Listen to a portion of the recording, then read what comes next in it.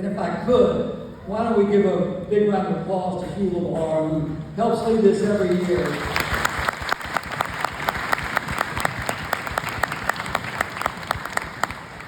And also to the Arlington Chamber and to Tanya Howe. Tanya, thank you for the Chamber.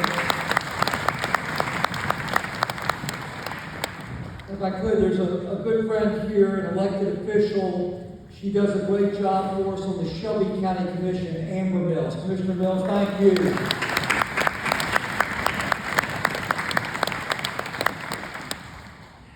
Ladies and gentlemen, in West Tennessee, which I represent the 8th Congressional District, 20 counties in Tennessee, it's estimated that we have 50,000 veterans in our community in wars and conflicts going back to the Second World War. So for all the veterans who are here today, and your families, and your loved ones, we thank you. Because our great nation is safe, it's free, and is seen as a beacon of hope around the world. So today we're here to honor and celebrate your service, but most importantly, to say thank you.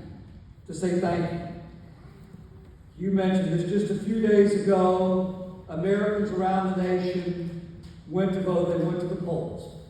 Over 145 million people voted and elected leadership to go to Washington, state capitals, local governments, from coast to coast. We were able to take part in this democratic endeavor because of our nation's veterans. And now, nearly almost 250 years since the birth of our nation, our democracy stands, and it stands strong.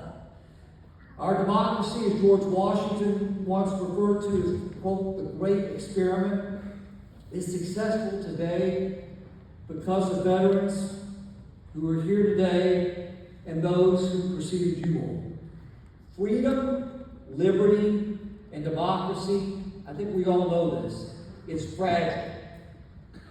If you look at the front of today's program that you all are holding, it says, freedom is not free. And it reminds me of a quote from President Ronald Reagan, somebody who I've got a lot of respect for, and I think you have a lot of respect for. Ronald Reagan talked about freedom, and if I can, I'd like you to be able to read this quote, because I think it's appropriate for why we're here today. Ronald Reagan said, talking about freedom, that freedom is never more than one generation away from extinction. We didn't pass it to our children in the bloodstream. It must be fought for, protected, and handed on for them to do the same. Or one day we will spend our sunset years telling our children and our children's children what it was once like in the United States when men were free. And I don't think I could have said that any better than Ronald Reagan.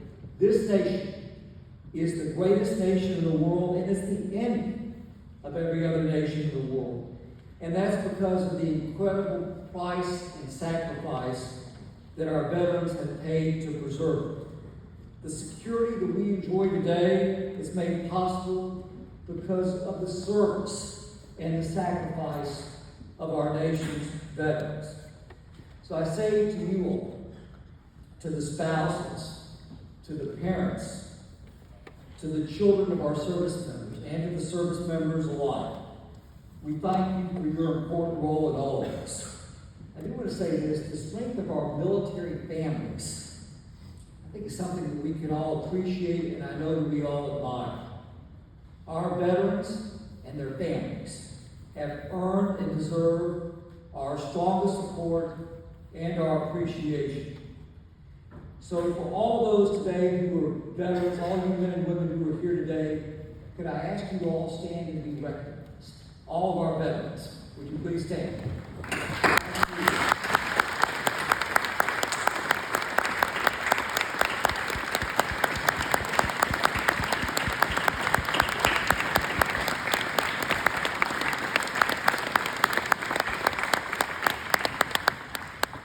On behalf of everybody in the 8th Congressional District of Tennessee, on behalf of the United States Congress, we say thank you. and we will always, always be indebted to you. You are true American heroes, and we thank you, and we love you. And I will close with this. May God bless you all, and may God bless the United States of America. Thank you all very much.